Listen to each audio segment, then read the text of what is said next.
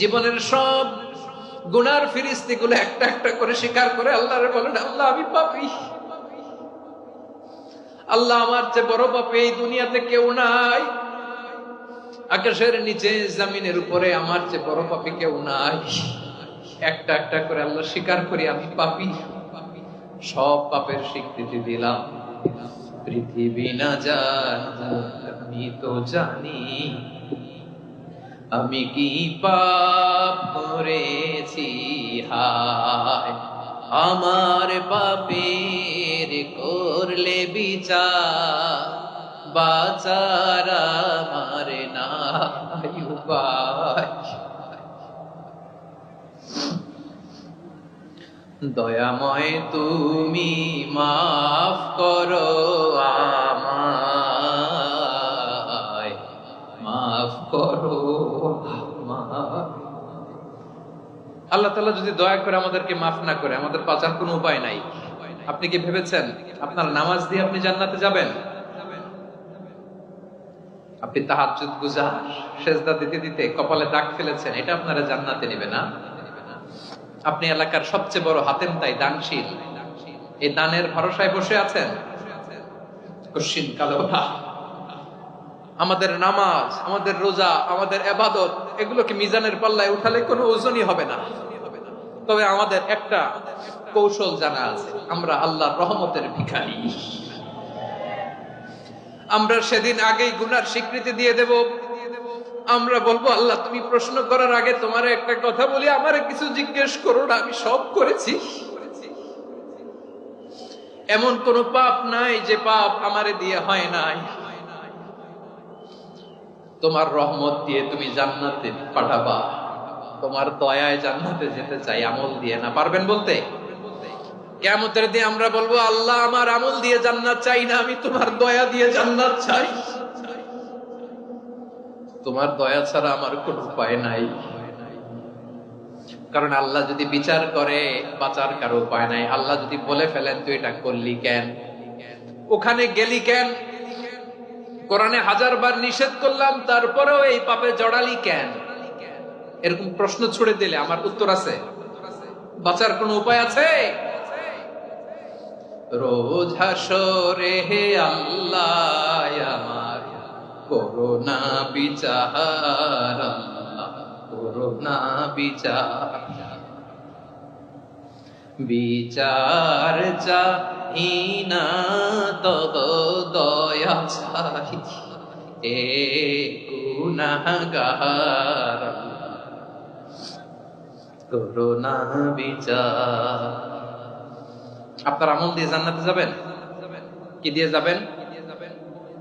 আল্লাহর দয়া দিয়ে। আল্লাহর রহম আর দয়া ছাড়া কেউ জান্নাতের চেহারাও দেখতে পাবে না। আমার প্রিয় ভাইয়েরা, এই দোয়া আল্লাহর কাছে পছন্দনীয় হওয়ার কারণ তিনটা। দোয়ার প্রথম অংশে আছে তাওহীদ, আল্লাহর একত্ববাদের ঘোষণা। এই দোয়ার দ্বিতীয় অংশ আছে তাসবিহ, আল্লাহর প্রশংসা সূচক বাণী। এই দোয়ার 3 নাম্বার অংশ পাপের স্বীকৃতি। তাহলে আমরা সবাই গুনাহগার, আমরা আল্লাহর কাছে পাপের স্বীকৃতি দিয়ে বলবো, ও আল্লাহ ইন্নী কুনতু মিনাজ জালিমিন, আমরা জুলুম করেছি, পাপ করেছি, অন্যায় করেছি, আল্লাহ বুঝতে পারি নাই, শয়তানের ওয়াসওয়াসায় পড়ে, বন্ধুর পাল্লায় পড়ে, নফসের খায়েশ মিটাতে যে আল্লাহ করে ফেলেছি, তুমি গুনাহ না মাফ না করলে আমাদের গুনাহ মাফ। তারপর এই বিভাগে রয়েছে চরমোনাই দরবার, ঠিক কিনা বলেন? ওনাদেরও বিশাল মাদ্রাসা, ধর্মীয় অঙ্গনে, মাদ্রাসা অঙ্গনে, রাজনৈতিক অঙ্গনে ওনাদের অনেক খেদমত। বরিশাল বিভাগের প্রতি আগে থেকেই আমার আলাদা একটা টান, দুটো কারণে।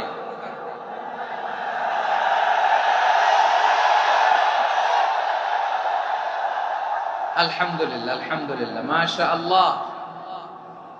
এই গণজোয়ারকে আল্লাহ তাআলা ইসলামের পক্ষে কবুল করে নিন।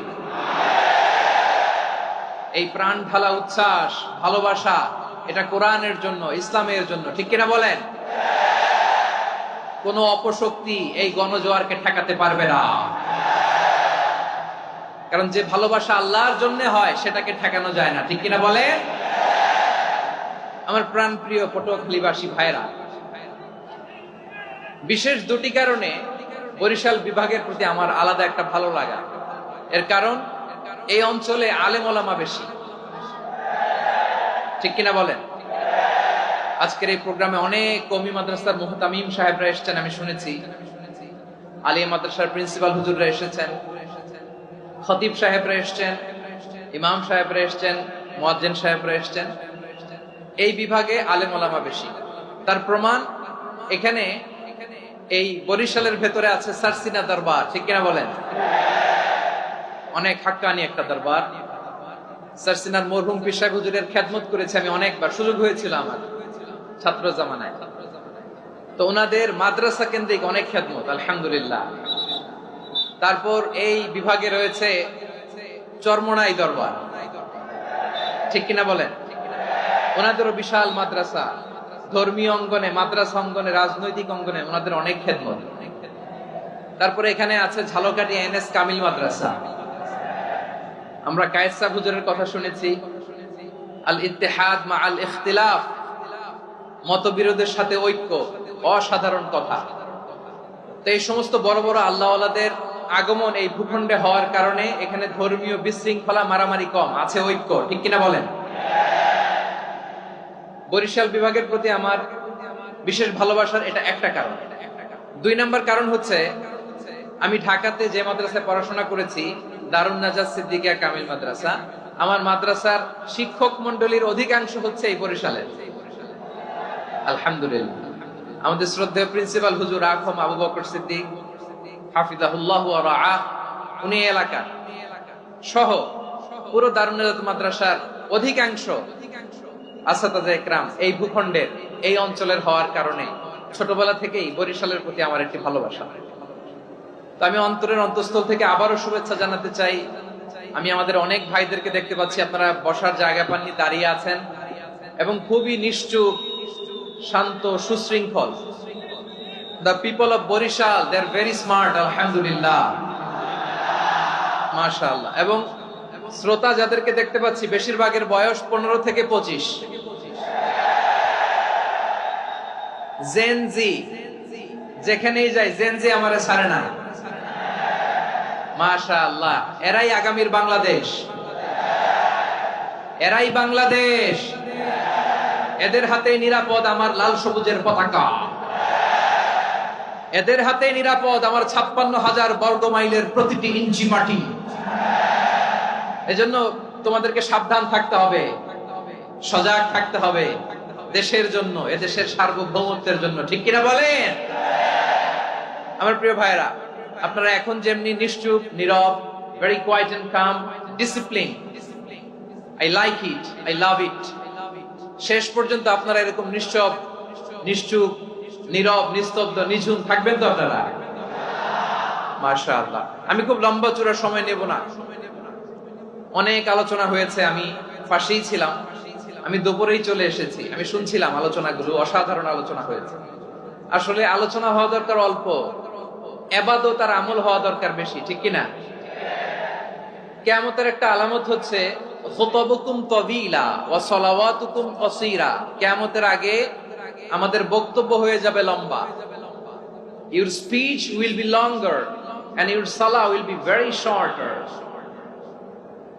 বক্তব্য হবে লম্বা, সালাত হবে খাটো। এই নমুনা বর্তমানে আছে না নাই?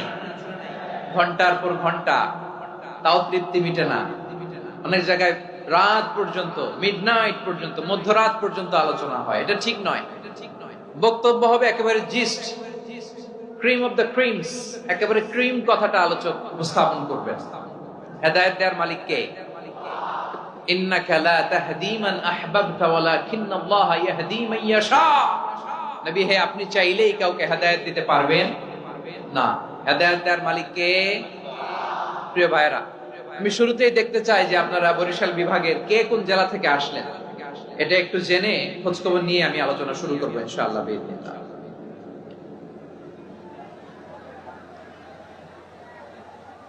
প্রিয় ভাইরা,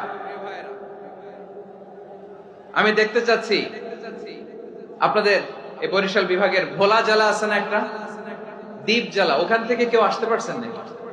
হ্যাঁ, আল্লাহু আকবার, আসছে তো, ওই যে হাত দেখা যাচ্ছে। সর্বনাশ, মাশাআল্লাহ, ঠিক আছে। আল্লাহ আমার ভাইদেরকে তুমি কবুল করো। বরগুনা জেলা থেকে কেউ এসেছেন আজকের প্রোগ্রামে? ইয়া সালাম, মাশাআল্লাহ মাশাআল্লাহ, ওয়েলকাম ওয়েলকাম। ঠিক আছে, পিরোজপুর জেলার কেউ এসেছেন? পিরোজপুর জেলা থেকে মাশাআল্লাহ অনেক ভাইরা এসেছেন। ঝালকাঠি, মাশাআল্লাহ ঝালকাঠির অনেক আসছে। তারপর বরিশাল জেলা থেকে কারা কারা এসেছেন? বরিশাল, মাশাআল্লাহ তাবারাকাল্লাহ। এবার পটুয়াখালী জেলার কারা কারা দেখি? মাশাআল্লাহ মাশাআল্লাহ মাশাআল্লাহ। আল্লাহ তুমি কবুল করো, আল্লাহ তুমি কবুল করো। লিল্লাহি তাকবীর, লিল্লাহি তাকবীর, লিল্লাহি তাকবীর। হাত নামান। প্রিয় ভাইরা, আসুন আমরা কাল বিলম্ব না করে আজকের পটুয়াখালী জেলা শহরের মাশাআল্লাহ, ওই যে লক্ষ্মীপুর থেকে আমাদের ভাই এসে প্লেকার্ড নিয়ে দাঁড়াইছে। ঠিক আছে, প্লেকার্ড দেখেছি, ফি আমানিল্লাহ। আচ্ছা, বরিশাল বিভাগের বাইরে থেকে কারা কারা আসছেন দেখি, কেউ আছেন কিনা? মাশাআল্লাহ অনেক অনেক অনেক, মাশাআল্লাহ। আল্লাহ কবুল করুন, আল্লাহ কবুল করুন, ফি আমানিল্লাহ। চাঁদপুর, ঠিক আছে ঠিক আছে, হ্যাঁ ইলিশের বাড়ি চাঁদপুর, ঠিক আছে মাশাআল্লাহ। বসুন বসুন। সম্মানিত ভাইরা, আসুন আমরা মূল আলোচনার দিকে চলে যাই। আজকে আমরা যে টপিকটা নিয়ে আলোচনা করব সেটা হচ্ছে, আমরা যে জীবনে বিপদে পড়ি, আমরা বিপদে পড়লে আমাদেরকে উদ্ধার করে কে? আল্লাহ ছাড়া আমাদের বাঁচানোর কেউ আছে? উদ্ধার করার কেউ আছে? রক্ষা করার কেউ আছে? এজন্য বিপদে পড়লে আমরা চাইবো কার কাছে? আমাদের যাই দরকার হোক আমরা ফরিয়াদ করব কার কাছে? নাকি মাজারে যেয়ে চাবেন? মাজারে যেয়ে চাবেন? অনেকে তো মাজারে যেয়ে কপাল ঘষে, আছে না নাই? মাজারে যেয়ে সন্তান চায়, আছে? এই এলাকায় নাই, এলাকার লোকদের আকীদা খালেস আমি জানি। মাজারে যেয়ে কপাল ঘষে আর সন্তান চায়। আচ্ছা, মাজারে গেলে সন্তান পাওয়া যায়? আচ্ছা, মাজারে না গেলে যদি বাচ্চা না হতো, গরু ছাগলের যে বাচ্চা হয় ওরা কোন মাজারে মানত করে বলেন? কথা কি বুঝতেছেন? এই যে প্রতি বছর গরু ছাগল ভেড়া এগুলো যে বাচ্চা দেয়, এরা কোন মাজারে যে মানত করে? এজন্য চাইতে হবে একজনের কাছে, তিনি কে? আমার প্রিয় পটুয়াখালীবাসী, মাজার জিয়ারত করা সুন্নাহ। আমরা মাজার জিয়ারত করব, আল্লাহ ওয়ালাদের কবরে যাব, আমরা সেখানে যে সালাম দিব, দোয়া করব, নিজের জন্য করব, কবরে শুয়ে থাকা মাইয়েতের জন্য করব, পুরো মুসলিম উম্মার জন্য করব। কিন্তু কবরে যিনি শুয়ে আছে ওই বাবার কাছে সন্তান চাওয়া যাবে? চাকরি চাওয়া যাবে? সফলতা চাওয়া যাবে? সফলতা দেয় কে? সবাই বলেন নাই, আওয়াজ করে বলেন, সফলতা দেওয়ার মালিক কে? এক কথাই রব্বুল আলামিন বলেন, ওয়া ইয়ামসাসকাল্লাহু বিদুররিন ফালা কাশিফা লাহু ইল্লা হু ওয়া ইয়ুরিদকা বিখাইরিন ফালা রাদ্দা লিফাদলি ইউসিবু বিহি মান ইয়াশাউ মিন ইবাদিহি ওয়া হুয়াল গফুরুর রহিম। আল্লাহু আকবার। আল্লাহ বললেন, ওয়া ইয়ামসাসকাল্লাহু বিদুররিন ফালা কাশিফা লাহু ইল্লা হু। আল্লাহ যদি তোমাকে কোনো বিপদ স্পর্শ করায়, আল্লাহ যদি তোমারে কোনো বিপদে ফেলে দেয়, ওই বিপদ থেকে উদ্ধার করার তিনি ছাড়া আর কেউ নাই। জোরে বলেন ঠিক কিনা? তিনি যদি কোনো বিপদে ফেলেন, তিনি ছাড়া বিপদ থেকে উদ্ধার করার কেউ নাই। আর তিনি যদি তোমার প্রতি কোনো অনুগ্রহ করতে চান, ওই অনুগ্রহ ঠেকিয়ে দেওয়ার ক্ষমতাও কারো নাই। আল্লাহ যদি আপনার সফলতা দিতে চায়, পৃথিবীর কোন শক্তি ওই সফলতাকে থামাতে পারে? এজন্য আল্লাহ বললেন, খবরদার, চিন্তার আকীদা খালিস করে নাও। ওয়া ইয়ামসাসকাল্লাহু বিদুররিন ফালা কাশিফা লাহু ইল্লা হু। আল্লাহ বিপদে ফেললে বিপদ থেকে উদ্ধার করার কেউ থাকে না। আর আল্লাহ যদি তোমার প্রতি দয়া দেখাতে চান, অনুগ্রহ করতে চান, ওই অনুগ্রহকে প্রতিরোধ করার মতো ক্ষমতা কারো নাই। তিনি তার বান্দাদের মধ্য থেকে যাকে ইচ্ছা তাকে দেন, যত ইচ্ছা তত দেন। তিনি ক্ষমাশীল, তিনি মেহেরবান। সুবহানাল্লাহ। তিনি ক্ষমাশীল, তিনি মেহেরবান। তাহলে এই আয়াত থেকে আমরা বুঝতে পারলাম, আমরা যদি বিপদে পড়ি আমাদেরকে কেউ বাঁচাতে পারে না। আমার বাবা আমারে বাঁচাতে পারে? হ্যাঁ, আমার মা আমাকে বাঁচাতে পারে? আমার বন্ধু আমারে বাঁচাতে পারে? আমার দলের কর্মী আমাকে বাঁচাতে পারে? আমার পীর সাহেব আমারে বাঁচাতে পারে? আমার পটুয়াখালীর ভাইয়েরা খেয়াল রাখবেন, বাঁচাতে পারে এক মহান সত্তা, উদ্ধার করতে পারে এক মহান সত্তা। চিৎকার করে বলুন, তিনি কে? আবার আল্লাহ বললেন, আম্মাই ইউজিবুল মুত্তাররা ইযা দাআহু ওয়া ইয়াকশিফুস সুআ ওয়া ইয়াজআলুকুম খুলাফাআল আরদ আইলাহুম মা'আল্লাহ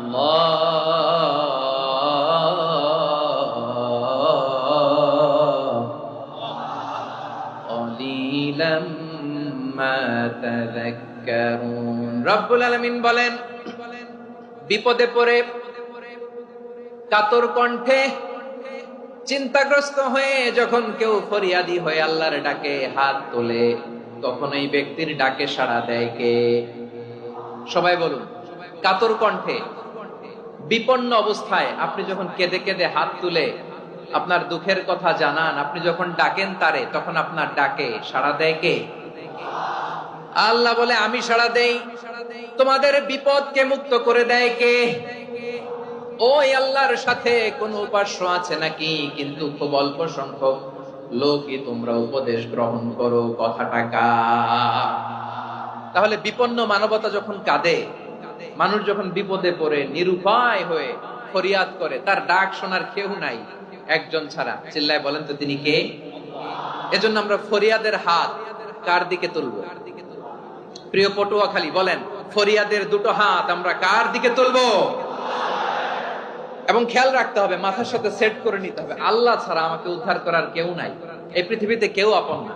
প্রিয় ভাইরা, বিপদে পড়লে বোঝা যায় কেউ আপন না।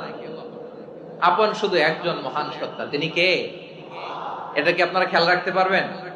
হ্যাঁ, বিপদে আপদে কেউ আমাদের বাঁচাতে পারে না, তরাতে পারে না, মুক্তি দিতে পারে না, উদ্ধার করতে পারে না, একমাত্র আমার প্রভু ছাড়া, আল্লাহ ছাড়া। চিল্লায় বলেন ঠিক কিনা? এবং প্রিয় পটুয়াখালীর ভাইয়েরা, মাথার সাথে এটা সেট করে নিতে হবে যে আমাদের পুরো জীবনটাই পরীক্ষা। পুরো জীবনটাই কি? The life is a test. পুরো জীবনটাই পরীক্ষা। এই জীবনে বিপদ আসবে, আপদ আসবে, পরীক্ষা আসবে, সবার জীবনে এটা থাকে। এক একজনের পরীক্ষা এক এক রকম। আমার পরীক্ষা একরকম, মাসুদ ভাইয়ের পরীক্ষা একরকম, চৌধুরী সাহেবের পরীক্ষা একরকম, আপনার পরীক্ষা একরকম, ওনার পরীক্ষা আবার আরেক রকম। পুরো পৃথিবীটাই পরীক্ষা ক্ষেত্র, সবাই পরীক্ষা দিচ্ছি, কিন্তু কারো পরীক্ষা প্রশ্নের সাথে কারোটার মিল নাই। সুবহানাল্লাহ পড়বেন না? পুরোটাই পরীক্ষা ক্ষেত্র, সবাই পরীক্ষার্থী, কিন্তু প্রশ্নপত্র একটার সাথে আরেকটা মিলে না। One doesn't match the other. একজনেরটার সাথে আরেকজনেরটা মিলে না। কাউকে আল্লাহ তাআলা ধনী বানিয়ে পরীক্ষা করেন। কি বানিয়ে? কথা কি বুঝতেছেন নাকি কষ্ট হচ্ছে? কষ্ট হচ্ছে আপনাদের? কাউকে আল্লাহ ধনী বানিয়ে পরীক্ষা করেন, আবার কাউকে আল্লাহ তাআলা গরিব বানিয়ে পরীক্ষা করেন, কাউকে আল্লাহ অসুস্থ বানিয়ে পরীক্ষা করেন। কেউ দেখবেন যে দুরারোগ্য ব্যাধিতে আক্রান্ত, ডাক্তার বলেছে আর সময় নাই, দুরারোগ্য ব্যাধি, ক্যান্সার, যার নেই কোনো অ্যান্সার, তার জন্য পরীক্ষা হচ্ছে এই রোগ। আরেক লোক দেখবেন তার আবার রোগ বালাই নাই, মাশাআল্লাহ, তাকে আল্লাহ তাআলা আর্থিক দৈন্যতা, দারিদ্রতা দিয়ে পরীক্ষা করছেন। এরকম আছে না নাই? টাকা পয়সা নাই, দিন আনে দিন খায়, যা আছে তাতে চলে না, এটা তার জন্য পরীক্ষা। আবার আরেক শ্রেণীর লোক দেখবেন তাকে আল্লাহ অসুস্থতাও দেয় নাই, দারিদ্রতাও দেয় নাই, তার দাম্পত্য জীবনের সমস্যা আছে না নাই? স্ত্রী কথা শোনে না, অথবা ছেলে মেয়ে কথা শোনে না। তাহলে পরীক্ষা সবার জীবনে আছে, এক একজনের পরীক্ষাটা এক এক রকম। আল্লাহ তাআলা দেখতে চায় যে এই পরীক্ষার সময় আমরা কিরকম রেসপন্স করি, how to deal with the test, কিভাবে এই বিপদ আপদ পরীক্ষাগুলোকে আমরা হ্যান্ডেল করব, ডিল করব। এটা হচ্ছে আজকের আলোচনার বিষয়। বুঝতে পেরেছেন সবাই? আমার প্রিয় ভাইরা, তাহলে পরীক্ষাময় আমাদের জীবন, বিপদ আপদ পরীক্ষা, এটা মানুষের পিছু ছাড়ে না। সবার জীবনে পরীক্ষা আছে, নবীদের জীবনেও পরীক্ষা ছিল। সাহাবারা জিজ্ঞেস করেছেন, ইয়া রাসূলুল্লাহ, আইয়ুন নাসি আশাদ্দু বালাআন ফিদ দুনিয়া, এই দুনিয়ার বুকে কাদের পরীক্ষা সবচেয়ে বেশি? বিশ্বনবী বলেছেন, আল আম্বিয়া, এই পৃথিবীতে সবচেয়ে বেশি পরীক্ষা আল্লাহ তাআলা নিয়ে থাকেন নবীদের। কাদের? নবীদের। সুম্মাল আমসাল ফাল আমসাল, এরপরে নবীদের পরের স্তরে যারা তাদের পরীক্ষা, এরপরে তাদের পরের স্তরে যারা তাদের পরীক্ষা, সিদ্দিকীনদের, শুহাদাদের, সালিহিনদের, আল্লাহওয়ালাদের। যার ঈমান যত মজবুত তার জীবনে পরীক্ষাও তত বেশি। চিল্লায় বলেন ঠিক কিনা? তাহলে মুমিনরা, বিশ্বাসীরা, আমরা কি পরীক্ষা বিপদ আপদে ভয় পাই? হ্যাঁ, বিপদ দেখলে ভয় লাগে আপনাদের? ভয় লাগে? হ্যাঁ, না, মুমিনরা বিপদে ভয় পায় না, তারা হতাশ হয় না, সুবহানাল্লাহ, তারা নিরাশ হয় না। বিশ্বাসীরা হাল ছেড়ে দেয় না, তারা ভরসা রাখে একজনের উপর। চিল্লায় বলতে হবে তিনি কে? কারণ মুমিন জানে the grief isn't permanent, the test isn't permanent, the struggle in our life isn't permanent. আমাদের জীবনের দুঃখ, কষ্ট, স্ট্রাগল এগুলো পার্মানেন্ট নয়। After every difficulties there is an ease. সব কষ্টের পরেই একটা সুখ আছে না নাই? রব্বুল আলামিন বলেন ফা ইন্না মাআল উসরি ইউসরা, ইন্না মাআল উসরি ইউসরা, ভয় পেও না, চিন্তা করো না, কষ্টের সাথেই আমি রেখে দিয়েছি স্বস্তি। সুবহানাল্লাহ বলেন। মুমিন জীবনে বিপদ যত বেশি, কষ্ট যত বেশি, তার সামনে সফলতা তার চেয়েও বেশি। ঠিক কিনা বলেন? কারণ বিশ্বাসীরা জানে রাত্রি যত গভীর হয় সুবহে সাদিকের সময় তত আগাতে থাকে। গর্ভবতী নারীর পেটের ব্যথা যত বাড়তে থাকে, ঘরে নতুন মেহমান আগমনের সময় ঘনাতে থাকে। মুমিনদের উপর বিপদ, অত্যাচার, আপদ, পরীক্ষা যত বাড়তে থাকে, কালেমার পতাকা উড্ডয়নের সময় কাছে আসতে থাকে। বিশ্বাসীদের এগুলো হিসাব মিলানো অনেক আগে, এগুলো অনেক আগে হিসাব মিলানো। দুঃখের আধার শেষে সুখের আলো মিটি মিটি হাসে। চিল্লায় বলেন ঠিক কিনা? দুঃখের আধার শেষে আলোর প্রভাত হাসে, হতাশার কালো মেঘে যায় গো ভেসে, হতাশার কালো মেঘে যায় গো ভেসে। দুঃখের আধার শেষে আলোর প্রভাত হাসে, হতাশার কালো মেঘে যায় গো ভেসে, হতাশার কালো মেঘে যায় গো ভেসে। কোরআনের পাতায় পাতায় দেখো ঈমানের পথ ঢাকা ব্যথার কাটায়। কোরআনের পাতায় পাতায় দেখো ঈমানের পথ ঢাকা ব্যথার কাটায়। ভেঙে পড়ো না কভু হতাশ হয়ে, ভেঙে পড়ো না কভু হতাশ হয়ে, জ্বলে পুড়ে খাঁটি সোনা হও গো শেষে, জ্বলে পুড়ে খাঁটি সোনা হও গো শেষে। দুঃখের আধার শেষে আলোর প্রভাত হাসে, হতাশার কালো মেঘে যায় গো ভেসে, হতাশার কালো মেঘে যায় গো ভেসে। ঠিক কিনা বলেন? দুঃখ যত বেশি, পরীক্ষা যত বেশি, কষ্ট যত বেশি, সুখের সময় তত কাছাকাছি। চিল্লায় বলতে হবে ঠিক কিনা? এজন্য মুমিন জীবনে পরীক্ষা বেশি, মুমিনদের হতাশা নাই। মুমিনরা নিরাশ হয় না, হতাশ হয় কাফিররা। মুমিনরা কখনো হাল ছেড়ে দেয় না, মুমিনরা ভরসা রাখে একজনের উপর, তিনি কে? তাহলে আমার প্রিয় পটুয়াখালীবাসী, বিপদ থাকবে, পরীক্ষা থাকবে, এই বিপদ থেকে আমাদেরকে উদ্ধার করবেন একজন, তিনি কে? আমরা শুধু আল্লাহর উপরই ভরসা রাখবো। রাজি আছেন তো? চাইবো একজন সত্তার কাছে, আওয়াজ করে বলুন তিনি কে? একজন সত্তার কাছে চাইবে। বিশ্বনবী ওনার চাচাতো ভাই আব্দুল্লাহ ইবনে আব্বাস রাদিয়াল্লাহু তাআলা আনহুকে বললেন, ইয়া আব্দুল্লাহ ইবনে আব্বাস, হে আব্দুল্লাহ ইবনে আব্বাস, ইদা সাআলতা ফাসআলিল্লাহ, যখন চাইবে আল্লাহর কাছে যাও। ও আব্দুল্লাহ, যখন চাইবা আল্লাহর কাছে চাও। ওয়া ইদা ইসতাআনতা ফাসতাইন বিল্লাহ, যখন সাহায্য চাইবা আল্লাহর কাছে ফরিয়াদ করো। জেনে রেখো ও আব্দুল্লাহ, ওয়া'লাম আন্নাল উম্মাতা লাউ ইজতামাআত আলা আন ইয়ানফাউকা বিশাইইন লাম ইয়ানফাউকা ইল্লা বিশাইইন ক্বাদ কাতাবাহু আল্লাহু লাক। ও আব্দুল্লাহ, জেনে রেখো, মনে রেখো, গোটা বিশ্বের সবাই মিলে যদি তোমার উপকার করতে চায় ততটুকুই তারা করতে পারবে যতটুকু আল্লাহ তোমার নসিবে সেটা লিখে রেখেছে। ঠিক কিনা বলেন? আর যদি গোটা বিশ্বের সবাই মিলে তোমার বিরুদ্ধে কনস্পাইরেসি করে, ষড়যন্ত্র করে, গোটা বিশ্বের সবাই মিলেও যদি তোমার ক্ষতি করতে চায় ততটুকুই শুধু পারবে যেটা আল্লাহ তোমার জন্য বরাদ্দ রেখেছে। যতটুকু আল্লাহ তাআলা তোমার জন্য বরাদ্দ রেখেছে অতটুকুই ক্ষতি করতে পারবে, আর এক চুল বেশিও করতে পারবে না, কমও করতে পারবে না। চিল্লায় বলেন ঠিক কিনা? এজন্য আমরা চাইবো কার কাছে? সবাই বলেন নাই, আওয়াজ করে বলেন কার কাছে? সব সময় আমরা আল্লাহর কাছে চাইবো, বিপদে আপদে, সুখে দুঃখে, সচ্ছল অবস্থায় অসচ্ছল অবস্থায়, পরাজয়ের সময় বিজয়ের সময়, সব সময় আমরা ভরসা রাখবো কার উপর? সবাই বলুন। একদল লোক আছে যারা বিপদে পড়লে আল্লাহরে ডাকে, আছে না নাই? পটুয়াখালীতে মাশাআল্লাহ নাই, বিপদ আসলে আল্লাহরে ডাকে, বিপদ নাই আল্লাহও নাই। বিপদে পড়লে নামাজ পড়ে, বিপদও নাই নামাজও নাই।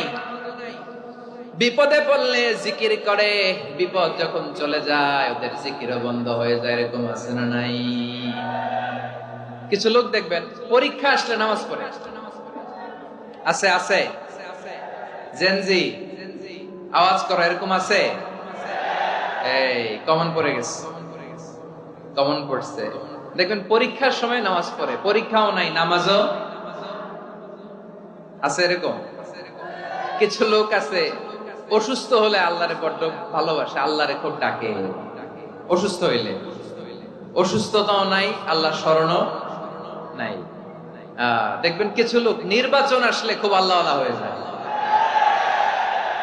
তখন দেখবেন মাথার মধ্যে হেজাব লাগায়, পাঞ্জাবি লাগায়, আল্লাহওয়ালা হয়ে যায়। নির্বাচনও নাই, এরপরে আল্লাহর কথাও নাই। আছে না নাই? না, এরকম হওয়া যাবে না। সব সময় আমরা আল্লাহরে ডাকবো, বিপদে আপদে সব সময় ভরসা রাখবো আমরা একজনের উপর। আওয়াজ করে বলেন তিনি কে?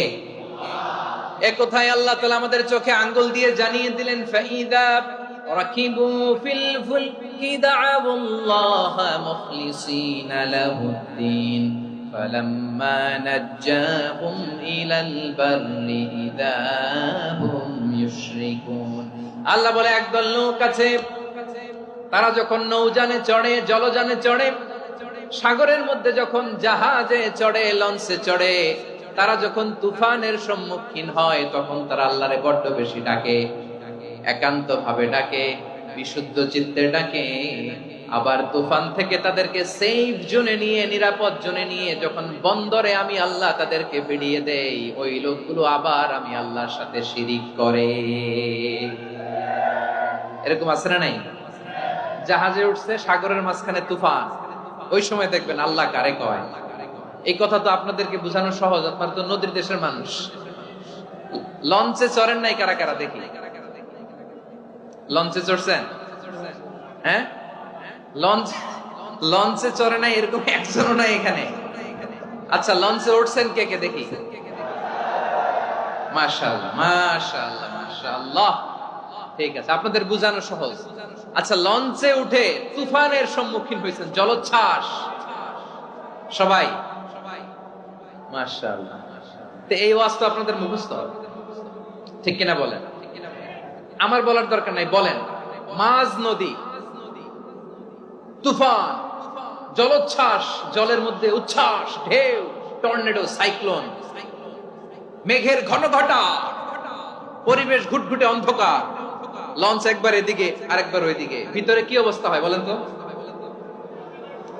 হ্যাঁ, তখন মুসলিমও আল্লাহর ডাকে, হিন্দু আল্লাহর ডাকে, ঠিক কিনা বলেন? আস্তিক আল্লাহর ডাকে, নাস্তিক আল্লাহর ডাকে, ঠিক কিনা? লঞ্চের ভেতর, স্টিমারের ভেতর কান্নারে রোল পড়ে যায়, চিৎকারের রোল পড়ে যায়, সবার মুখ দিয়ে শুধু একটা আওয়াজ, লা ইলাহা লা ইলাহা লা ইলাহা সুবহানাল্লাহ, আলহামদুলিল্লাহ, লা ইলাহা। আল্লাহ নামের জিকির করবে যারা, আল্লাহর কাছে প্রিয় তারা। আল্লাহর কাছে প্রিয় যারা, জান্নাতে প্রবেশ করবে তারা। জোরে লা ইলাহা, লা ইলাহা ইল্লাল্লাহ, লা ইলাহা ইল্লাল্লাহ, মুহাম্মাদুর রাসূলুল্লাহ সাল্লাল্লাহু আলাইহি ওয়াসাল্লাম। আমার প্রিয় পটুয়াখালীবাসী, তাহলে লঞ্চের ভেতরে যখন আমরা তুফানের মধ্যে পড়ি, তখন সবাই মিলে আমরা একটা নামের জিকির করি। নামটা কার? মুসলমানেরাও ডাকে, হিন্দুরাও ডাকে, আস্তিকও ডাকে, নাস্তিকও ডাকে, সবাই ডাকে একজনকে। তিনি কে? আবার দেখবেন ওই আল্লাহ তুফানের পরে, ঝড়ের পরে ওই লঞ্চটাকে যখন সদর ঘাটে ফিরিয়ে দেয়, আবার আমরা নাফরমানি শুরু করে দেই। সে কোথায়? আল্লাহ বললেন, ফাইদা রাকিবু ফিল ফুলকি দা'আল্লাহ মুখলিসিনা লাহুদ্দীন ফালাম্মা নাজ্জাহুম ইলাল বাররি ইযা হুম ইউশরিকুন। সাগরে যখন তুফানে পড়ে আমি আল্লাহর ডাকে, আবার আমি আল্লাহ যখন বাঁচিয়ে দেই, আবার আমি আল্লাহর সাথে শিরিক শুরু করে। আমরা কি এরকম হতে চাই নাকি? এরকম করবেন? হ্যাঁ না, আমরা তুফানে পড়লেও আল্লাহরে ডাকি, আবার বাঁচায় দেওয়ার পরেও ডাকি কারে? আল্লাহকেই ডাকি। বিমানের মধ্যে মাঝে মাঝে দেখবেন যে এয়ার টার্বুলেন্স হয়, জানেন? এয়ার টার্বুলেন্স জানেন তো? মাঝে মাঝে বিমানটা বাউন্সিং করে, বাম্পি, ভেরি বাম্পি ওয়েদার। শোনেন নাই? 40,000 ফিট উপরে যখন থাকে, তখন পাইলট মাঝে মাঝে বলে, dear passengers, ladies and gentleman, right now we are flying 40,000 feet above the ground and we are passing very air turbulence, very heavy air turbulence right now. Please fasten your seat belt. দেখবেন মাঝে মাঝে পরিবর্তন হয়েছে, ফলে এখন বিমান shaking করে বেশি, বাউন্সিং, বাম্পি ওয়েদার। তো বলেন তো, 40,000 ফিট উপরে যখন আপনি, কয় হাজার ফিট? সবাই বলুন কয় হাজার ফিট? 40,000 ফিট উপরে যখন আপনি, তখন যখন বিমানটা এরকম বাউন্সিং করে, সবাই যখন ভমিটিং করে বিমান নষ্ট করে দেয়, বমি করে, তখন বাঁচানোর কে আছে আল্লাহ ছাড়া? কেউ আছে? ওই মুহূর্তেও সবাই মিলে একজনের ডাকে আওয়াজ করে বলেন, তিনি কে? মাঝে মাঝে কিছু সোশ্যাল মিডিয়ায় কিছু ভিডিও পাওয়া যায় যে হেভি যখন এয়ার টার্বুলেন্স হয়, 10 সেকেন্ড 15 সেকেন্ডের কিছু ভিডিও পাওয়া যায়, বিমানটা এরকম বাউন্সিং করছে, বাম্পি ওয়েদার, কাঁপছে, মানুষগুলো বমি করছে, অক্সিজেন মাস্কগুলো সব ঝুলে পড়েছে, বিমানটা শুধু কাঁপছে। তখন দেখবেন বিমানের ভেতরেও এরকম লঞ্চের মতো চিৎকার আছে না নাই? বিমানের ভেতরেও তখন চিৎকার। গত বছর হিথ্রো এয়ারপোর্ট থেকে সিঙ্গাপুর এয়ারলাইন্সের একটা ফ্লাইট, হিথ্রো টু চাঙ্গি, একটা ফ্লাইটে এমন বেশি এয়ার টার্বুলেন্সের শিকার হয়েছিল ওই এয়ারক্রাফটটা, 33 জন যাত্রী সেখানে আহত হয়েছে, একজন যাত্রী নিহত হয়েছে। কেবিন ক্রুজ, এয়ার হোস্টেস যারা আছে, একজনের নাক ফেটে, চোখ ফেটে, কপাল ফেটে, ব্লিডিং হয়ে শয়লা। প্রিয় ভাইয়েরা, ওই 40,000 ফিট উপরে বিমানটা যখন কাঁপবে, তখন আমাদেরকে আল্লাহ ছাড়া আর কেউ বাঁচানোর আছে? এত আস্তে বললে হবে? ওই কঠিন মুহূর্তে আমার বাবা আমারে বাঁচাতে পারে, আমার বন্ধু আমারে বাঁচাতে পারে। এই গ্রাউন্ডে, জমিনের বুকে আমার প্রোটোকল, আমার ক্ষমতা, আমার দাম্ভিকতা কোনো কিছু আমারে বাঁচাতে পারে? একজন ছাড়া। চিল্লায় বলতে হবে, তিনি কে? সে আল্লাহ বললেন, গোলাম, আমি বিপদের সময় ঠিকই তোমাদের বাঁচিয়ে নেই। ওই বিমানের ভেতরে 40,000 ফিট উপরে যখন তোমরা এয়ার টার্বুলেন্সের শিকার হও, তখন নাস্তিকও আল্লাহরে ডাকে, হিন্দু আল্লাহরে ডাকে। জোরে বলেন ঠিক কিনা? আবার বিমানটা যখন শান্ত হয়ে যায়, একটু পরেই বিমানের স্ক্রিনের মধ্যে হিন্দি সিনেমা খোঁজে।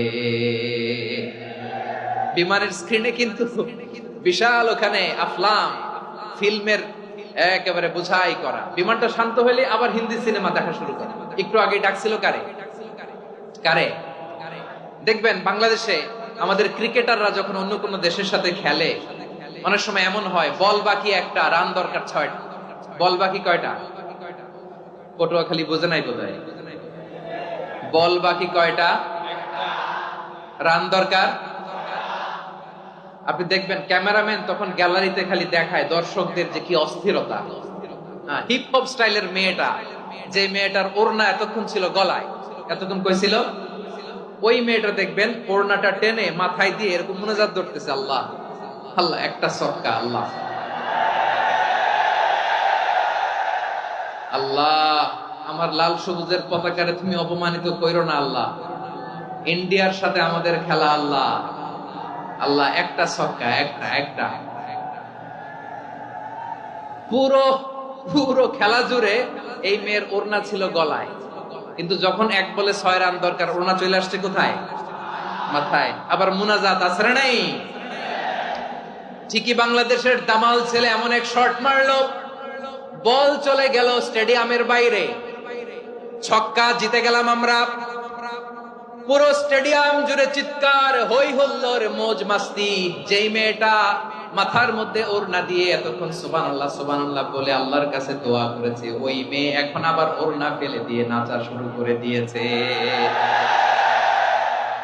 তাহলে আল্লাহর ভয়, আল্লাহর প্রতি আস্থা, বিশ্বাস, ভালোবাসা, এটা কি ক্ষণিকের জন্য? মানে আমার যখন লাগবে তখন আল্লাহর ইউজ করবো নাকি? হ্যাঁ, বিপদে আপদে, সুখের সময় দুঃখের সময়, সচ্ছল অসচ্ছল অবস্থায় বিশ্বাসীরা ভরসা রাখে একজনের উপর, চিৎকার করে বলে পটুয়াখালী তিনি কে? সে আল্লাহ বললেন, গোলাম মনে করো না জাহাজ থেকে সদরঘাটে ভিড়িয়ে দিলাম তুমি নিরাপদ হয়ে গেছো, মনে করো না 40,000 ফিট থেকে সেফ ল্যান্ডিং এর পরে এয়ারপোর্টে নেমে গেলেই তুমি নিরাপদ হয়ে গেছো। ও মিয়া, বিপদ কি শুধু সাগরে আর আকাশে? ঘরের বিপদও, ঘরের ভেতরও বিপদ আসতে পারে কি পারে না? এজন্য সূরা মুলক আল্লাহ বললেন, আমিনতুম মান ফিস সামাই আন ইয়াখসিফা বিকুমুল আরদা ফাইদা হিয়া তামুর। তোমরা কি ভাবছো তোমরা নিরাপদ? সাগরের মধ্যে তুফান, আল্লাহ আল্লাহ ডাকলাম, সদরঘাটে যেয়ে পড়ছি, বাইসা গেছেন তো আপনি। আর পাবে আপনারে আল্লাহ? আল্লাহর তো সাগরের মাঝখানে তো আল্লাহ আপনারা পাইছিল, আর তো পাবে না। আর পাবে আপনারে? আর আল্লাহ ধরতে পারবে আপনারে? ঘরের ভেতরও বিপদ দিয়ে আটকাতে পারে কে? 5 স্টার 7 স্টার হোটেলের ভেতরও আমাকে বিপদের মধ্যে ফেলে দিতে পারেন কে? আল্লাহ বললেন, তোমরা কি ভেবেছো তোমরা নিরাপদ? আমি চাইলে ল্যান্ডস্লাইডস, ভূমি ধস দিয়ে 1 লক্ষ 1 মুহূর্তে নিয়ে যেতে পারি। এক সুনামি দিয়ে থাপ্পড় মেরে 3 লক্ষ সাগরের ভেতরে ঢুকায় দিতে পারি, 1 সেকেন্ডও লাগে না আমার। أم أمنتم من في السماء أن يرسل عليكم حاصبا فستعلمون كيف نذير। আল্লাহ চাইলে আকাশ থেকে পাথর বৃষ্টি নাজিল করতে পারেন কি পারেন না? এই মুহূর্তে এখানে ভূমিকম্প দিতে পারেন কি পারেন না? আচ্ছা, ভূমিকম্প যখন হয় আমাদের কারো হুঁশ থাকে? আপনি মনে করছেন আমরা সাধারণ মানুষ, আমরা দৌড় দেই, আর প্রেসিডেন্ট প্রধানমন্ত্রী ওনারা বুঝি খাটে শুয়ে থাকে? কথা বুঝে নাই বোধহয়। ভূমিকম্প, আর্থকোয়েক যদি হয়, বাঁচার জন্য আমরা কি করি? হয় খাটের তলায়, ডাইনিং টেবিলের নিচে, উপরে শক্ত কিছু আছে এটার নিচে, অথবা ঘর থুইয়া দেও দৌড়। তো প্রধানমন্ত্রী উনি কি করে? প্রেসিডেন্ট উনি কি করে? হ্যাঁ, উনি খাটের মধ্যে যে শুয়ে থাকে নাকি? উনিও দৌড়, সাধারণ মানুষও দৌড়, প্রধানমন্ত্রীও দৌড়, বাড়িওয়ালাও দৌড়, ভাড়াটিয়াও দৌড়, সবাই দৌড়। নাকি ভাড়াটিয়ারা বাড়ি থুইয়া দৌড়, বাড়িওয়ালারা আর বেরোয় না? এরকম? তাহলে যে কোনো মুহূর্তে ভূমিকম্প দিয়ে নাস্তানাবুদ করতে পারে কে? আমার প্রিয় ভাইয়েরা, আমরা নিরাপদ নই, আমরা তার দয়ায় বেঁচে আছি। কার দয়ায়? এজন্য আল্লাহ বললেন, গোলাম যে কোনো মুহূর্তে বিপদ দিয়ে তোমাদেরকে নাস্তানাবুদ করতে পারি। বিশ্বাসী বলে যদি নিজেকে দাবি করো, সব সময় ডাকতে হবে একজন সত্তাকে, বলেন তিনি কে? এই কথা ক্লিয়ার? এই সবগুলো উদাহরণ শেষে সবার কাছে ক্লিয়ার হয়েছে না যে বিপদ থেকে, আপদ থেকে, পরীক্ষা থেকে, ক্যালামিটি থেকে আমাদেরকে কেউ বাঁচাতে পারে না একজন সত্তা ছাড়া। আবারও বলেন তো তিনি কে? ক্লিয়ার? হ্যাঁ, সবাই বুঝতে পারছেন? আচ্ছা, এবার আমরা দেখি বিষ্ণু ইসা ইসলামের জীবনে বিপদ আপদ ছিল কিনা। উনি বিপদ আসলে কিভাবে ডিল করতেন, বিপদ আসলে কোন দোয়া পড়তে হয়, কিভাবে ফরিয়াদের হাত উত্তোলন করতে হয়, কিভাবে রবের দরবারে নতজানু হয়ে ফরিয়াদ করতে হয়, এটা জানার দরকার আছে না নাই? আসুন আমরা বিশ্বনবীর জীবনী থেকে দেখি বিপদ আসলে উনি কি করতেন। বিপদ আসলেই প্রথমে বিশ্বনবী সাল্লাল্লাহু আলাইহি ওয়াসাল্লাম একটা দোয়া পড়তেন। কি পড়তেন? তিনি পড়তেন ইন্না লিল্লাহি ওয়া ইন্না ইলাইহি রাজিউন। নিশ্চয় আমরা আল্লাহর জন্য, নিশ্চয় আমরা কার দিকে ফিরবো ভাই? আবার কার দিকে ফিরবো? আওয়াজ করে বলুন তো, আমরা এসেছি কার কাছ থেকে, আবারও ফিরে যাব কার কাছে? এজন্য বিষ্ণুই পড়ছেন ইন্না লিল্লাহি ওয়া ইন্না ইলাইহি রাজিউন। নিশ্চয় আল্লাহর জন্য, ওই আল্লাহর দিকেই আমরা ফিরে যাব। তারপরে বিষ্ণুই পড়তেন আল্লাহুম্মা আজুরনি ফি মুসিবাতি ওয়াখলুফ লি খায়রাম মিনহা। একসাথে প্রথমে পড়তেন ইন্না লিল্লাহি ওয়া ইন্না ইলাইহি রাজিউন, তারপর পরে পড়তেন আল্লাহুম্মা আজুরনি ফি মুসিবাতি ওয়াখলুফ লি খায়রাম মিনহা। মানে আল্লাহ, এই যে আমি বিপদে ধৈর্য ধারণ করলাম, এটার সব তুমি আমারে দাও, আর যেটা হারালাম এর চেয়ে ভালো কিছু দিয়ে মেকআপ করে দিও, ভালো কিছু দিয়ে বদল করে দিও। সুবহানাল্লাহ পড়েন। তাহলে বিপদ আসলে আমরা কি পড়ব? কথা বলেন। এই যে আমি শুয়েছিলাম, নাশিদ গাচ্ছিল ওরা, এদেশে পরস্পরে দেখা হলে দেয় সালাম, এদেশে আমজনতার হৃদয় জুড়ে পাক কালাম, এদেশে বিপদ এলে সর্বজনে সর্বক্ষণে দোয়া পড়ে ইন্না লিল্লাহ। কি পড়ে?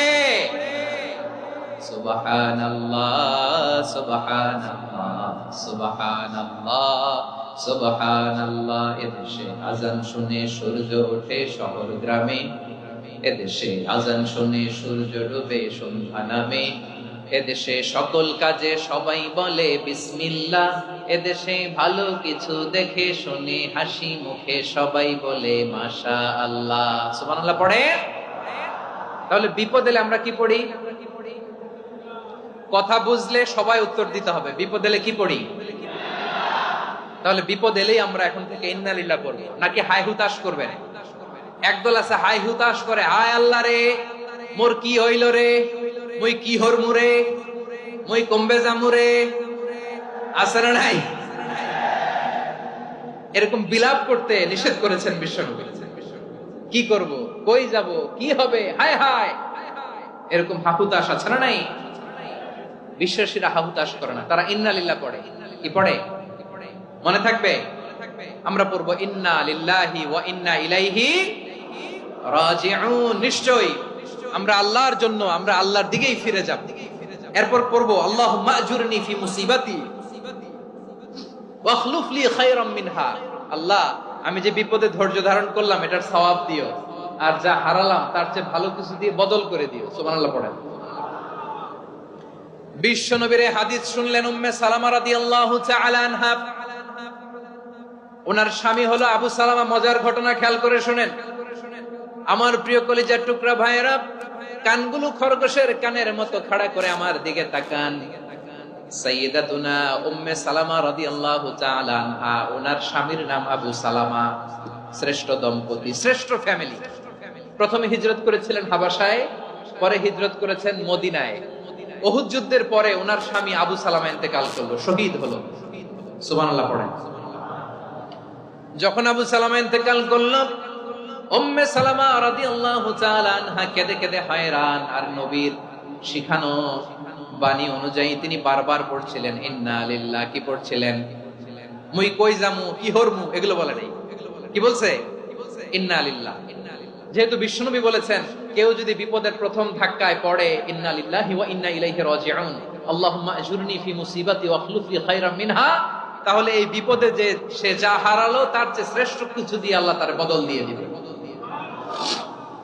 এই হাদিস শুনে উম্মে সালামা রাদিয়াল্লাহু তাআলা আনহা ওনার প্রাণ প্রিয় স্বামী আবু সালামার ইন্তেকালের পরে চোখের পানি ছাড়ে আর পড়ে ইন্না লিল্লাহি ওয়া ইন্না ইলাইহি রাজিউন, আল্লাহুম্মা আজুরনি ফি মুসিবাতি ওয়াখলুফ লি খায়রাম মিনহা। বারবার এই দোয়া পড়ে চোখের পানি ছাড়ে, এই দোয়া পড়ে চোখের পানি ছাড়ে, আর মনে মনে বলে আবু সালামার মতো ভালো মানুষ মদিনাতে নাই, আবু সালামার চেয়েও ভালো মানুষ মদিনাতে নাই। তার চেয়ে ভালো মানুষ কি করে আল্লাহ তাআলা আমারে দিবে, তার চেয়ে ভালো মানুষ তো আমি মদিনাতে দেখি না। চোখের পানি দিয়ে বুক ভাসায় আর নবীর হাদিসের উপর আমল করে পড়ে ইন্না লিল্লাহি ওয়া ইন্না ইলাইহি রাজিউন, ইন্না লিল্লাহি ওয়া ইন্না ইলাইহি রাজিউন পড়তে পড়তে চোখের পানি ছাড়ে। আর চিন্তা করে বিশ্বনবী বললেন, এই দোয়া পড়লে যেটা হারালাম তার চেয়ে ভালো কিছু দিয়ে আল্লাহ পুরস্কার দেয়। আবু সালামের চেয়ে ভালো মানুষ মদিনার মধ্যে আর কে হতে পারে? কি আজীব তামাশা, কি অবাক করা ঘটনা। কিছুদিন পরে দেখা গেল সাইয়্যিদুল মুরসালিন রাহমাতাল লিল আলামিন স্বয়ং বিশ্ব নবী উম্মে সালামাকে বিয়ের প্রস্তাব পাঠিয়েছে। স্বয়ং বিশ্ব নবী উম্মে সালামা রাদিয়াল্লাহু তাআলা আনহাকে বিয়ের প্রস্তাব পাঠিয়েছেন। উনি রাজি হয়ে গেলেন, বিয়ে হয়ে গেল, উনি হয়ে গেলেন উম্মুল মুমিনিন, আমাদের মা, পুরো মুসলিম উম্মার মা। চিৎকার করে বলেন আল্লাহু আকবার। তাহলে আমার প্রাণপ্রিয় ভাইয়েরা, বিপদে পড়লে আমরা পড়বো ইন্না লিল্লাহি ওয়া ইন্না ইলাইহি রাজিউন, আল্লাহুম্মা আজুরনি ফি মুসিবাতি ওয়াখলুফনি খায়রাম মিনহা। পড়বেন? পড়বেন না? যারা যারা বিপদ আসলে এই দোয়াটা পড়বেন এখন থেকে আওয়াজ করে ইনশাআল্লাহ বলেন। যা হারাইছেন তার চেয়ে শ্রেষ্ঠ জিনিস দিয়ে বদলা দিবে কে? বিশ্বাস হয়? একটু সন্দেহ লাগে মনে হয়, একটু সন্দেহ আছে? যাদের বিশ্বাস হবে তাদের কি আল্লাহ উত্তম বদলা দিবে, ঠিক কিনা বলেন? তাহলে বিপদে পড়লেই প্রথমে আমরা এটা পড়ব। দোয়াগুলো যদি এখন মুখস্থ না হয়, এই যে রেকর্ডিং হচ্ছে, পেয়ে যাবেন, কালকেই পেয়ে যাবেন। শুনে শুনে মুখস্থ করবেন। আমার মায়েরা, আমার বোনেরা, আপনাদের জন্য 3টি মাঠের অ্যারেঞ্জমেন্ট করা হয়েছে, আমি জানি। আপনারা এই দোয়াগুলো পড়বেন, আপনার স্বামীকে শেখাবেন, সন্তানকে শেখাবেন, আপনার পুরো পরিবারটাকে জান্নাতের টুকরো বানিয়ে দিবে কে? তাহলে বিপদ আসলে প্রথমে কি পড়তে হবে এটা জেনে গেলাম। এরপরে বিপদ আসলে নিজেকে কি করে আল্লাহর কাছে সঁপে দিতে হয় এটাও জানার দরকার আছে না নাই? বিপদে প্রথমে ইন্নালিল্লাহ করলাম, ধৈর্য ধারণ করলাম, বিপদ থেকে উদ্ধারের সর্বোচ্চ চেষ্টা করলাম। আমার কাজ যখন শেষ, তখন আমি আমার এই বিষয়টা আল্লাহর কাছে সঁপে দিব। কার কাছে সোপর্দ করব? কার কাছে? বিপদে বললে কেমন করে নিজেকে আল্লাহর কাছে সঁপে দিতে হয়, আসুন সাইয়েদনা ইব্রাহিম আলাইহিস সালামের জীবনী থেকে জানি। আল্লাহর খলিল ইব্রাহিম আলাইহিস সালাম আমাদের মতো সমাজ ব্যবস্থা পায় নাই। আমরা জন্মের পরে আমাদের কানের ভেতরে আজান দিয়েছে কে? একামত দিয়েছে কে? আমাদের বাপ দাদারা আমাদের কানে আজান দিয়েছে কি দেয় নাই? আমাদের জন্মের পরেই তো আজান, একামত, বাড়ির পাশে মসজিদ, প্রতিদিন আজান, জুমার খুতবা, প্রতি মাসে মাসে তাফসীরুল কোরআন মাহফিল, মসজিদ, মিনারা, অভাব নাই, ঠিক কিনা বলেন? আপনি যেই সুন্দর ইসলামিক এনভায়রনমেন্ট পেয়েছেন, আমাদের ইব্রাহিম খলিল উনিও কি এরকম পেয়েছিলেন? হ্যাঁ, উনি জন্মের পর পরে ওনার কানে আজান দিয়েছে কেউ? আমার প্রিয় ভাইরা, আগা গোড়া একটা শিরকি পরিবেশ উনি জন্মগ্রহণ করেছেন। উনি ছাড়া ওই তল্লাটে একজনও আল্লাহর উপর বিশ্বাসী নাই। কল্পনা করতে পারেন? গোটা তল্লাটে, গোটা দেশে বিশ্বাসী মুমিন, আল্লাহর উপর বিশ্বাস স্থাপনকারী কয়জন? সবাই বলেন কয়জন? বাকি সব মুশরিক। বাকি সব মুশরিক নিজের সাথে নিজে শক্ত বোঝাপড়া করে, অ্যানালজি করে, সেলফ কনভারসেশন করে উনি মহা সত্যের সন্ধান পেয়েছে।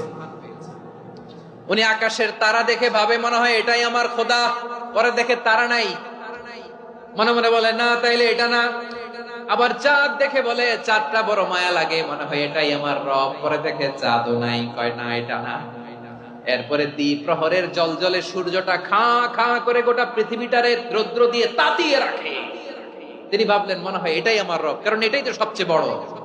কিন্তু বিকেল বেলা ওই সূর্যটাও যখন চলে যায়, সাইয়েদনা ইব্রাহিম বলে না এটাও তো নাই, আমার খোদা যদি আমারে ছেড়ে চলে যায়, বিপদে পড়লে আমারে উদ্ধার করবে কে? এভাবে নিজের সাথে অ্যানালজি, সেলফ কনভারসেশন করতে করতে করতে তিনি মহা সত্যের সন্ধান পেয়েছেন। সুবহানাল্লাহ পড়েন। সব শেষে তিনি ডিসিশন নিয়ে ঘোষণা দিলেন, ইন্নী ওয়াজ্জাহাতু ওয়াজহিয়া লিল্লাযী ফাতারাস সামাওয়াতি ওয়াল আরদা হানিফান ওয়া মা আনা মিনাল মুশরিকিন। নিশ্চয় আমি এমন সত্তার দিকে মনোনিবেশ করলাম, মুখাপেক্ষী হলাম, যিনি আকাশ বানিয়েছেন, জমিন বানিয়েছেন, আমি মুশরিক নই। সুবহানাল্লাহ। পারতেন? আপনি পারতেন? কেউ নাই, লক্ষ লক্ষ মুশরিক, আপনি একা। ওনার মতো এরকম বিচক্ষণতা দিয়ে আল্লাহরে খুঁজে পাইতে পারতেন আপনি? কি নবী ছিল! আল্লাহকে খুঁজে পেয়েছে। যখন আল্লাহর ইবাদত শুরু করলো, এই কথা ছড়ায় পড়লো চারদিকে। নমরুদ সাইয়েদনা ইব্রাহিমকে ডেকে পাঠালেন। নমরুদ বলে, ইব্রাহিম, তুমি নাকি মূর্তির পূজা না করে কোন নতুন রবের ইবাদত করো, কে তোমার রব? সাইয়েদনা ইব্রাহিম বললেন, রব্বি আল্লাযী ইউহয়ী ওয়া ইউমীত, আমি এমন রবের ইবাদত করি যিনি জীবন দেন, যিনি মৃত্যু দেন। নমরুদ বলে, তাই নাকি? তোমার রব জীবন দেয়, মৃত্যু দেয়, আর এটা তো আমি দেই। আমিও তো জীবন দেই, আমিও তো মৃত্যু দেই। সাইয়েদনা ইব্রাহিম বললেন, কেমন করে তুমি জীবন দাও, মৃত্যু দাও, একটু দেখাও তো। নমরুদ জেলখানা থেকে দুজন কয়েদিকে ডেকে আনলো। কয়েদি এনে অর্ডার করলো, একটাকে এখনই শিরোচ্ছেদ, হেড অফ, ডেথ পেনাল্টি, মৃত্যুদণ্ড দেয়া হলো, ফিনকি দিয়ে রক্ত বের। নমরুদ বলে, দেখো, দুজনকে ধরে আনলাম, একজন কয়েদিকে দিলাম ডেথ পেনাল্টি, মৃত্যুদণ্ড, ওরে মৃত্যু দিলাম। আরেকজন যে দাঁড়িয়ে আছে, চাইলে ওরেও আমি মৃত্যুদণ্ড দিতে পারি, কিন্তু না, ওরে আমি দিব না, ওরে আমি বাঁচাইয়া দিলাম, ছেড়ে দিলাম, মানে জীবন দিলাম। দেখো ইব্রাহিম, তোমার চোখের সামনে একজন যে মৃত্যু দিলাম, আরেকজন যে জীবন দিলাম। আপাত দৃষ্টিতে তাই তো, একজন রে তো জীবন দিল, আরেকজন রে মৃত্যু দিল। সাইয়েদনা ইব্রাহিম এবার বিপাকে পড়ে গেলেন। কিন্তু এক একজন নবীকে আল্লাহ এমন উইজডম বিচক্ষণতা দিয়ে এই জমিনে পাঠিয়েছেন, মুহূর্তের মধ্যে আল্লাহর খলিল ইব্রাহিম বললেন, فإن الله يأتي بالشمس من المشرق فأت بها من المغرب فبهت الذي كفر। আল্লাহর খলিল ইব্রাহিম বললেন, নমরুদ, বুঝলাম তুমি জীবন দাও, মৃত্যু দাও, দেখলাম, কিন্তু আমার রব, আমার আল্লাহ প্রতিদিন সকালবেলা উষা লগ্নে ওই পূর্ব দিগন্ত থেকে সূর্যটাকে উদিত করেন, সাঁঝের বেলা, বিকেল বেলা, কুথুরি লগ্নে, সন্ধ্যা বেলা ওই দ্বিপ্রহরের জল জলে সূর্যটাকে পশ্চিম দিগন্তে ডুবিয়ে দেন। মানে সকালবেলা পূর্ব দিক থেকে উদিত করা সূর্যটাকে পশ্চিম দিকে বিকেলে তিনি ডুবিয়ে দেন। তুমি যদি পারো ওই সূর্যটাকে পশ্চিম দিক থেকে উদিত করে পূর্ব দিকে ডুবিয়ে দাও। সুবহানাল্লাহ পড়বেন না? দেখেন, ইনস্ট্যান্ট ইন্টেলেক্ট, মুহূর্তে বিচক্ষণতা, উইজডম কাকে বলে? নমরুদ পারবে? নমরুদের বাপ পারবে? ওর দাদা, ওর 14 গোষ্ঠী, গোটা বিশ্বের সব ক্ষমতাধর রাষ্ট্রনায়করা একসাথে হলে পারবে? বা বুহিতাল্লাযী কাফার পারে নাই, ব্যর্থ হয়েছে। এবার তেলে বেগুনে জ্বলে উঠেছে, রেগে মেগে আগুন বলে, ফালকুহু ফিল জাহিম। ওর সাথে তর্ক নাই, না পেরে এবার এটারে আগুনে ফেলা। বিশাল বিশাল গাছ কেটে লাকড়ি এনে আগুনের কুণ্ডলি বানানো হলো, দাও দাও দাও দাও করে আগুন জ্বলে। আল্লাহর খলিল ইব্রাহিমকে আগুনে নিক্ষেপ করা হবে। আল্লাহর খলিল সাইয়েদনা ইব্রাহিমের হাতের মধ্যে রশি দিয়ে টাইট করে বাঁধা হলো, পায়ের মধ্যেও টাইট করে রশি দিয়ে বাঁধা হলো। আল্লাহর খলিল ইব্রাহিমকে আগুনের কুণ্ডলির মধ্যে ফেলা হবে। ও মিয়া, আপনি যে বিপদের কারণে ভয় পান, হতাশ হন, এটা কোনো বিপদ ওনার বিপদের সামনে? পটুয়াখালী আওয়াজ করে বলুন, সাইয়েদনা খলিল ইব্রাহিমের বিপদের সামনে আমাদের বিপদগুলো কোনো বিপদ? কোনো বিপদই না, এটা কোনো বিপদই না। হাত পা বেঁধে টাইট করে নিক্ষেপ করা হবে, সিম্পলি ফেলা যাবে না, কারণ দাও দাও করে দ্য ব্লেজিং ফায়ার, এমন আগুনের কুণ্ডলি, কাছে যাওয়া যায় না, আগুনের উত্তাপে নিক্ষেপ করা হবে।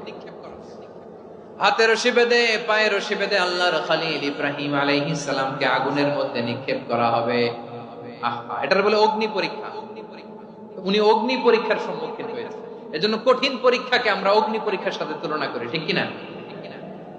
সাইয়েদনা জিবরাইল এসে বললেন, ও আল্লাহর খলিল, ওরা তো আপনার হাতও বেঁধে ফেললো, পাও বেঁধে ফেললো, নড়াচড়ার সুযোগ নাই, বলেন আমি জিবরিল ফেরেশতা আপনার জন্য কি করতে পারি?